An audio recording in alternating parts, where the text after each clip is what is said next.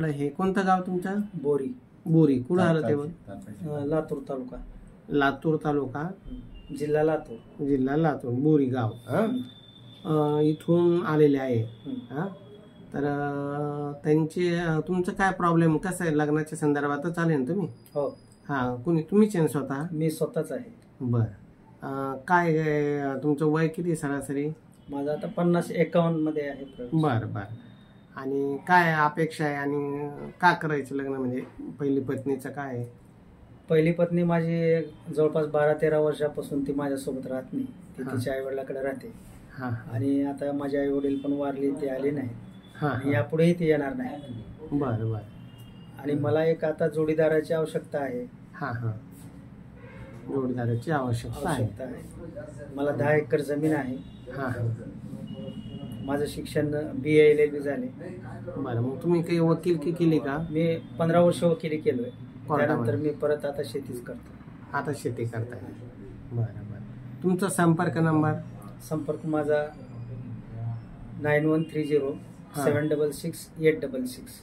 हां, आता ही जी माहिती आहे तुमची पार्थ मराठा वधू सूचक केंद्र यूट्यूब चॅनल, इंस्टाग्राम आणि फेसबुकला टाकली. ज्यांना तुमची माहिती योग्य वाटली ते तुमच्याशी डायरेक्ट कॉन्टॅक्ट करतील. तुम्ही त्यांना तुमची खरी खरी माहिती सांगून पुढे वाटचाल करायची. आणि समजा लग्न जमलं भविष्यात तर आमची कुठलीही जबाबदारी नसते. शहानिशा तुम्ही करायची, समोरच्या व्यक्तीने सुद्धा खात्री करायची तुमच्या बाबतीत आणि मगच पुढे वाटचाल करायची. कारण बऱ्याच केसेसमध्ये एखाद्या माणसाला आधार नाही आणि त्याचा फायदा घेऊन काही महिला त्याची जमीन नावावर करून घेऊन त्याला फसवण्याचाही प्रयत्न करतात. आणि मग रडत ते आमच्याकडे येतात, सोनन साहेब तुमच्या आमचा व्हिडिओ बघून युट्यूबवरून हे आलं आणि मग त्यांनी आमचा संपर्क केला आणि आमची जमीन त्या महिलेनं नावावर करून. आम्ही ते जॉईंटली शेवरेलीच करणार आहे.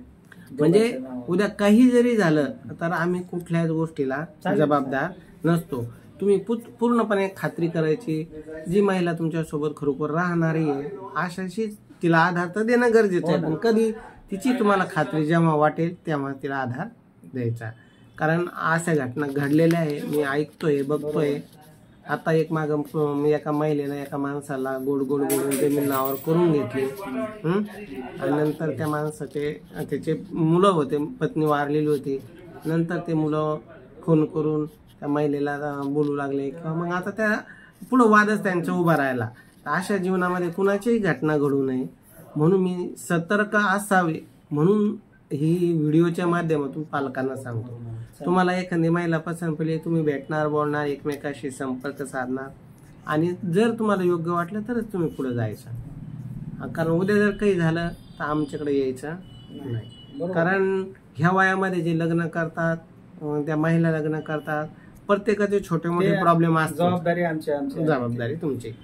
कारण इतकं लांब तुम्ही जो विश्वासानं आले. बरं, तुम्ही माझ्याकडे कसे आले? काय म्हणजे कसं काय परिचय झाला तुमचा? म्हणजे हे मराठा वधूवर सूचक केंद्र आहे म्हणून मला समजलं. हा, युट्यूब चॅनलवर बघितलं का? YouTube channel. बरं, कसं वाटलं बरं कार्य तुम्हाला आमचं? म्हणजे युट्यूबवर म्हणा.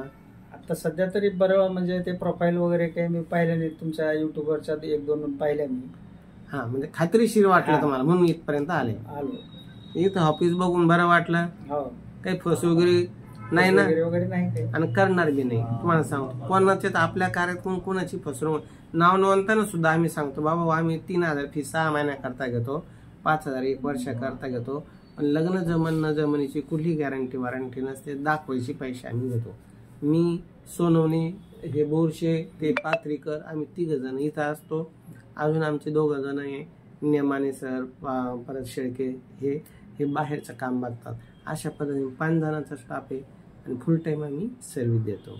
आमची पश्चिम महाराष्ट्रात पण शाखा आहे आणि तिकडे बी 4-5 मुली आहेत, ते बी व्यवस्थित सर्व्हिस देतात. पश्चिम महाराष्ट्रात कुठे शाखा? सातारा जिल्ह्यात कराडला.